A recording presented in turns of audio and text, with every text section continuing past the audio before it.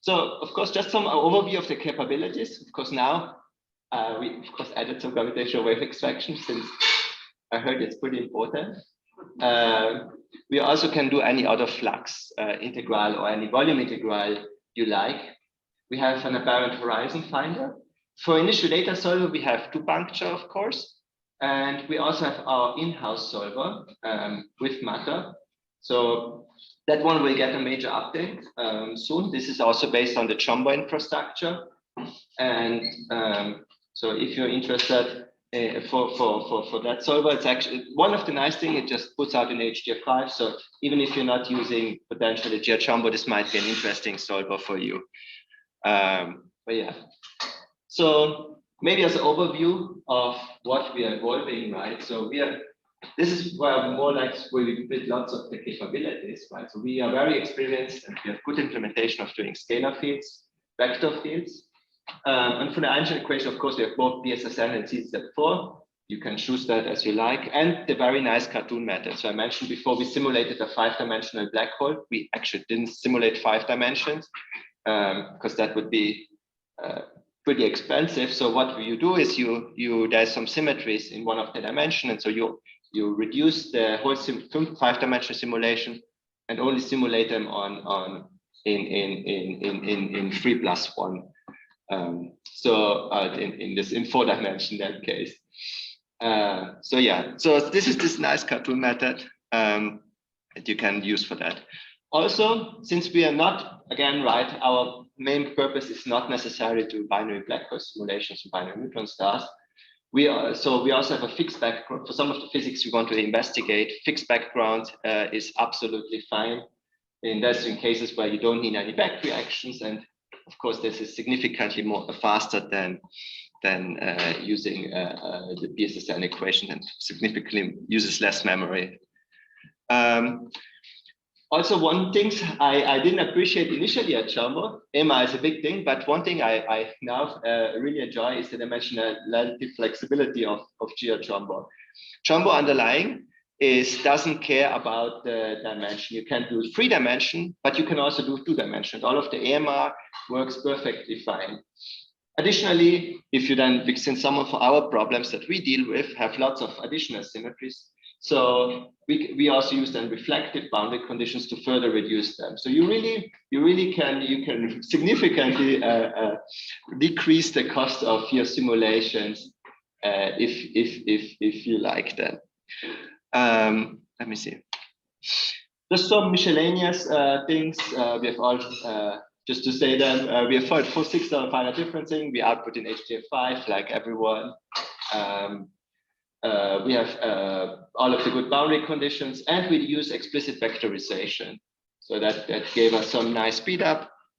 Yeah. Yes. Also, it's also good to say for example, what we cannot do. We don't do spherical grids. Would be cool, but Chombo is inherently Cartesian, so unfortunately we can't do that. And also, if you're interested in hydrodynamics, that might not be the code you want to go for. So we have some implementations, but I think there's nothing yet good enough that you can say, oh, this is the code that I want to do like neutron star simulations with. But yeah. All right. So the question now, the next one is, what are we using that code for? So one thing that I worked a lot on in my PhD especially is cosmic strings. Of course, cool logo. And so cosmic strings are these fascinating objects. So here you can see this is this very nice ring shape. This is a volume rendering of the energy density.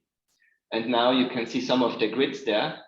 So you can show off how much resolution we have. Oh my God, look at all of the grids. So cool.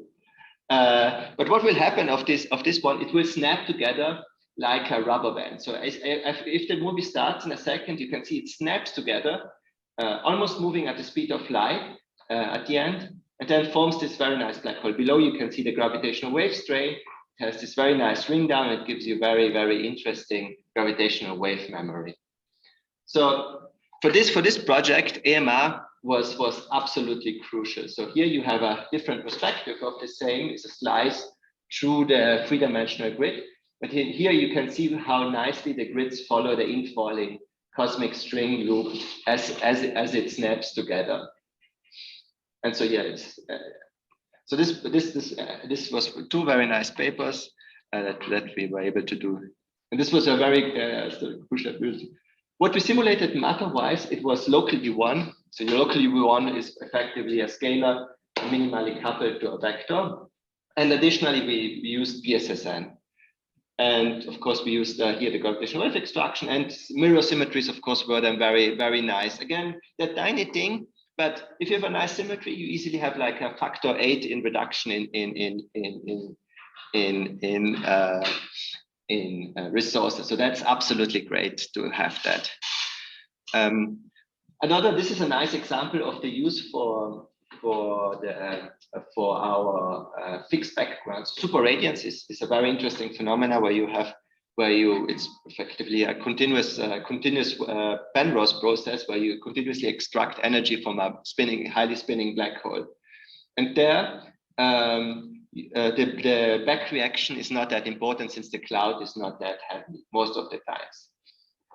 So in the center, you see a white hole, which actually is the black hole, and you have here a very nice evolution, and you can see the energy, the cloud rotating very nicely around the black hole and gaining in energy over time. And so this was very nice work. Yeah. Also, where we used also additionally, additionally, the fixed background was here where we studied the dynamic friction in a scalar field medium. So you have like a black hole moving to a sea of scalar fields, and by moving through it, it gets slowed down. So you below at roughly 0, it's marked as the black hole, and you see here the energy density to a slice. And as I play the movie, you can see very nicely the beautiful features the black hole leaves behind as it moves to the medium. We always follow the black hole like a moving camera effectively, so it never moves actually, even though it moves at the high velocity here. You can see a nice zoom in. Yeah. All right. Again, right. Adaptive mesh was here not terribly important. Effectively, this one was just a telescope grid was completely all right, but so we effectively hacked our adaptive mesh, but it was nice to easily set our grids. It was fairly uncomplicated. Of course, then what we simulated here was both vector and scalar matter. So for superradiance, we used vector matter just because vector superradiance is much faster. There's a physical reason for this. And for dynamic friction, we studied scalar fields. Importantly, just we had for the flux and volume extraction was extremely important to track the quality of the scalar field evolution. Of course, and lots of mirror symmetries. That's always important in our problems, that we have lots of symmetry. One thing what Chombo very much pioneered, and Eugene Lin did lots of things. This work for Katie Clau. This is current work by Katie Clau, Yoso, and our co-chair, and Francesco Muia. Here you can see a box with lots of perturbations. And as I play this, you can see like the universe expands a bit, and then there's some non-linearities going on, and you form then afterwards some interesting structure. This is a very nice case loop. Now you can see how the non-linearities produce here some compact objects. So that's why also AMI is a nice, where you don't know a priori what's going on. You just like at runtime, there's stuff happening here, and it's going to put some grids there. So this is a very nice feature. But yeah, again here adaptive mesh, and both here this is scalar evolution with BSSN. These ones I love. This is absolutely stunning. This is work by Thomas Andrade, Paul Figueres, and Uli Sperhake. And so here they studied, I think it's 7-dimensional black holes, and an impact merger. You can already, in your head, you maybe can think of what a 3-dimensional black hole does, because you're going to be very surprised what a 7-dimensional black hole does. I was, at least. Like it just never forms a another black hole, but it's very, very interesting structures. So it's absolutely stunning. And also here AMR was very much crucial to accurately simulate the evolution of this one, of these simulations. Is it a fractal? I think I'm not super expert, again, this is not my work, but I think they have some, it looks like there's a fractal structure in it, but yeah. Yeah. Again, and here the cartoon method is absolutely, was of course absolutely crucial to simulate 7-dimensional GR, because even, so otherwise that would be very much too expensive to do in proper dimension. We also did some boson stars. So here you can see the energy density of 2 boson stars. And on the right side, you see the upside 4, which more or less corresponds to the gravitational wave state. So you can see emerging, forming a very excited remnant and producing a very, very long, interesting ring down. This was work done with Chombo, but adaptive mesh was nice, but nothing inherent what you couldn't do with other codes.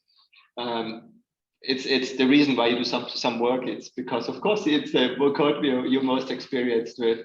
Of course, we have all of our experience, all of the diagnostics that we already had in place were absolutely crucial for this work, and of course, the general use of mirror symmetries. So that's not what you. So say now I talked you into, you're like, oh yeah, this is amazing. I really want to use GRChombo. How do you get started? We have, of course, a very nice wiki page. We have even like a 10-minute fast startup using Docker if you really want to get started fast. But in general, I mean, if the question if you should use GRChombo is very much if you need AMR. And because it gives you lots of flexibility, but you pay some price with precision overall. So I think in the previous discussion, I think Chombo is probably not the code that will give very high precise gravitational waveform. That's not what we're good at. But if you want to explore like new interesting physics, then this might be the code you might choose. I think I'm not sure how I'm doing time-wise. I timed it. I might be a bit fast since 60 minutes. What? 16. Oh, what? 16. 1.6? Yes. Wait. Oh, like okay. I must be excited because I timed it right at 30, but I think I speak like 3 times faster when I'm excited. Which now? You were scheduled 40 minutes. What is scheduled 40 minutes? 40. Yeah. Wait. At 30? Yeah, you 40 minutes left. Oh wow. Well, anyways, I am 30. I talk too fast, and anyways, so this opens. At least we have like lots of question time now. Oh yeah. So could you tell us a little bit more about this horizon finding? Yeah. So this is. So for one, first of all, I noticed I did a git clone, and I couldn't find it in the main release. So I actually had found a branch called Feature Age Finder. Yeah, I should have pointed out actually that so not all of these features are yet in the some of them are still pull requests. Not all of them are complete are not yet in the main code.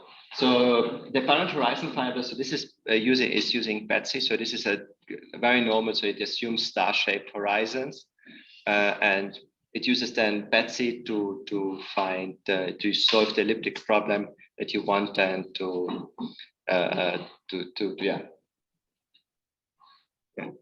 First, I have a follow-up question, and then I have some question. Here, you have a black ring, which is not star-shaped. How do you find the horizon? That's a good question. So, so one thing that we notice is roughly the horizons is where roughly the conformal factor is at 0.2. So, so in this case, what they did is they searched the surface where chi is roughly 0.2ish, 0.3ish, I think, if I remember well, and then plot and rendered that one as the apparent horizon. So That's what I'm not author-co-author on this paper, so I think if I remember well, and if I'm wrong, then I should be corrected. Yeah. My other question was, well, it seems that you got a lot of experience with AMR, and when I run my simulations, I learn to hate AMR, relative measure refinement, because when I want to like the precision, like waveform structures for gravitational fields, vector fields, whatever, like the refinement boundaries or reflection between refinement or crossing refinement boundaries, it's always like a source of error. Totally. So, Yeah. I mean that's like convergence is very difficult to get to convergence. absolutely. So your grid structure is very complicated. So how do you control all this, as you say, noise and error? Yeah. I mean the answer is like lots of experience. There's not much to do. Yeah, it's sometimes a struggle to get good convergence with AMR, especially like in convergence. What you want to have is that roughly everywhere you have twice the amount of resolution, right? But in AMR you don't control that fully, right? You just say where you want to tag. So when you want to make a convergence test, you always have to make sure that you actually have everywhere twice the resolution. The grids might suddenly at higher resolution might suddenly do something slightly different, because again, right, it's the tagging criteria that gives you all of the things. Yeah, it's hard. It's something we certainly struggle with. In a related question, do you support any, or does GRChombo support anything be it but factor of 2? So there is refinement, there is. So I think Chombo supports it. So there's, I think, higher factors you can do. It's always a factor of 2. 2 or 4 maybe. 2, 4. I think there's higher factors. We never did that. I think Chombo technically supports that, but I think we never actually used it. Empirically, what I found is if you do an AMR with something like 1.5, 1.3 factors, the reflections are mitigated a lot. I'm sorry, 1.5. 1.5. So you use something non-integer. Absolutely. Oh, I think we are. I'm using some funky stuff. Okay. And black holes at home. All right. Non-integer refinements. Yeah. I bet you GRChombo doesn't support non-integer refinement. No. I think I have to double check, but I think we always have factor 2, and you can have multiple factors than 2. But I think you don't non-integer. I think we cannot do. But again, we always keep the factor 2, so that's what we typically use. Keep things simple. Yeah. But yeah.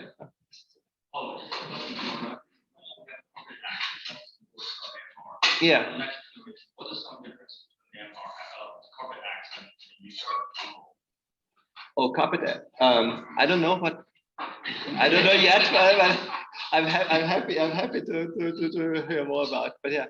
I can try this. I don't know much about GRChombo. I know a little bit about MREX. So carpet X, no answer there. So GRChombo is based on Chombo. Carpet X is based on MREX, which actually both probably sent from the same box clip initially. Yeah, so in principle, they both have the same sort of AMR that they support, namely block structured AMR where you tag actual regions. So that's that they should be relatively similar. It's just that where they are developing too. So the MREX ones now have support for GPUs that's going to be developed. Yeah. While I'm not sure Chombo is probably still used, but the microchip is quite as heavily pushed right now. Yeah, I think there's some plans with it, but we don't. There's nothing concrete in there that does GPUs. Yeah. So I think 10 all the minutes. setups are very similar. And the way that they're programmed is probably also similar. Yeah, I think overall all of the interfaces I think is all very, very similar actually. Yeah. But the question is, do you guys have a cool animated logo? I don't think so. We have a cool logo. Animated is the important thing. Well, you can like make Einstein do like Yeah. So there's a question on the chat, which is from Jay. Thanks for the very nice talk. For AMR, which criterion do you use to decide which region of the domain to refine or de-refine during the course of your simulation? Yeah, so there's again, right? There's this very nice paper who gives you for different situations, gives you good choices of what to use effectively. So it's very heavily dependent. For example, when we have matter, I use often like the first derivative of the energy density is pretty good, but again, and there's always different choices, and then if you want worried about say convergence, you have to be also really think what you do. But yeah, that's always that's a dreaded part for us. It's always doing convergence tests. Since I'm amazed by the 7-dimensional black hole. they're beautiful. I'm very jealous of the work. This is fantastic work by Bao. Does that mean that Chombo natively supports 7-dimensional?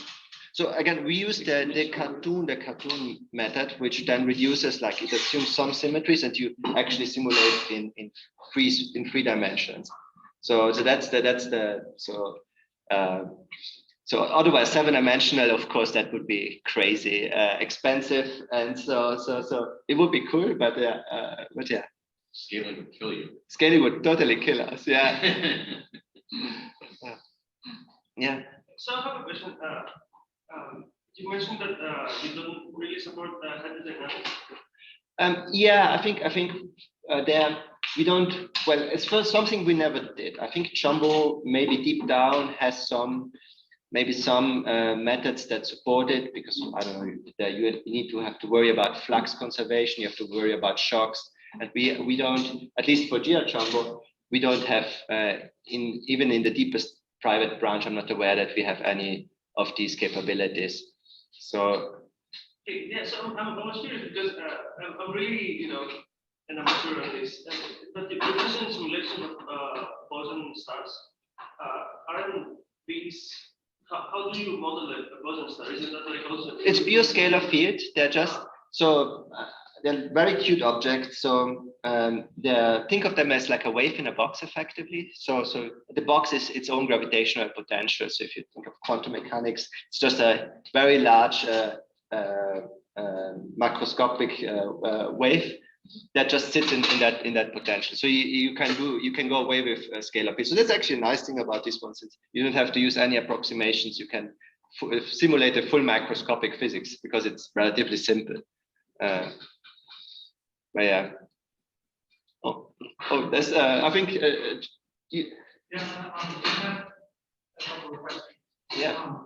One is when you scale a binary black hole to a couple thousand cores, what kind of parallel efficiency? So I think we have good strong scaling for a few thousand cores, so that we have. When you say good, can you put a number on that? I don't have any good numbers there. I think we've done some scaling. We've done some scaling tests, but I don't have the numbers in my head right now. But yeah, I think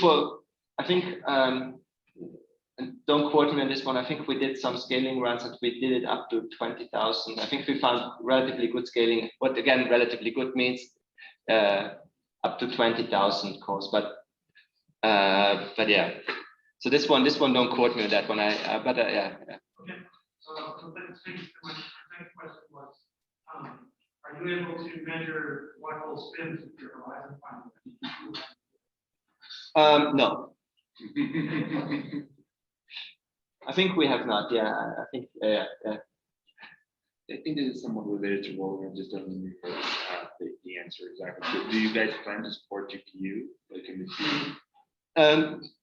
We're thinking very hard now what the future of GRChombo is. I mean, as everyone in the HPC, we know that where the supercomputers go. And 5 minutes. Thank you for the I like that. Lots of questions.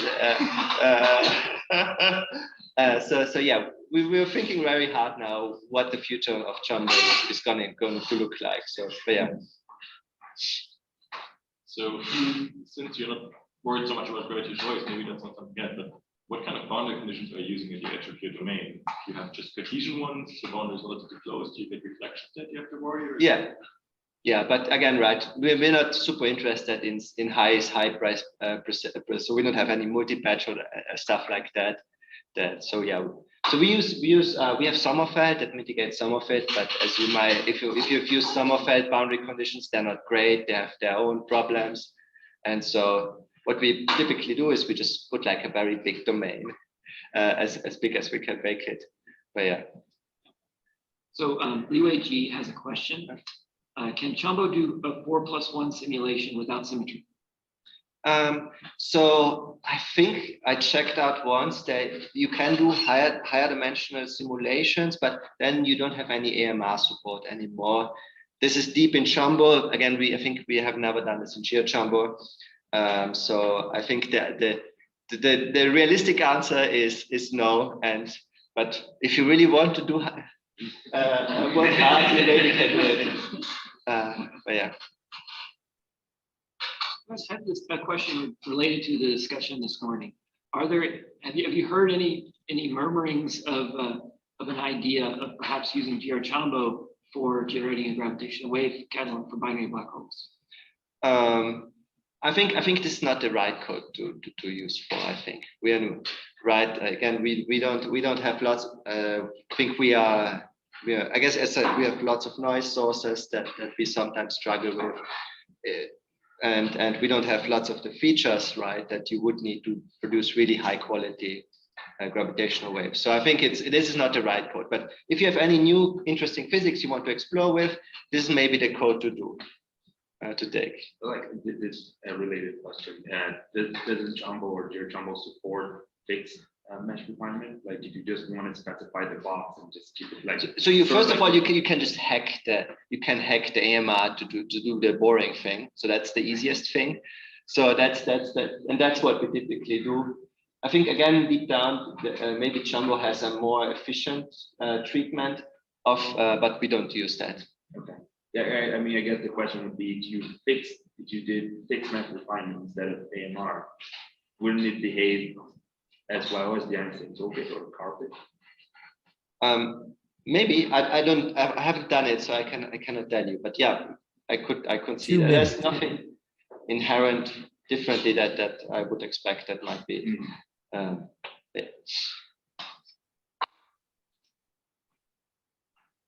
Great.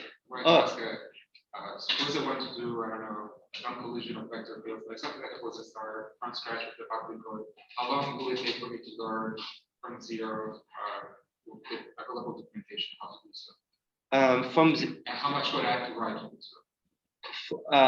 You want to do like a Boson Star collation? Yeah, something that is not like one of your examples, something that's just a little bit more complicated, something that requires, 3 Boson stars. 3 Boson stars, yeah, something initial data. It always like there's lots of caveats, of course, like what is your pre-knowledge, do you know C++, but assuming you know C++, you've done with previous code, you've worked with previous codes, I would give it a month, but yeah, depends, and again, right, and the complexity of what you want to do. 1 minute. You want to add some of the new equation of motions, yeah, that's fairly straightforward.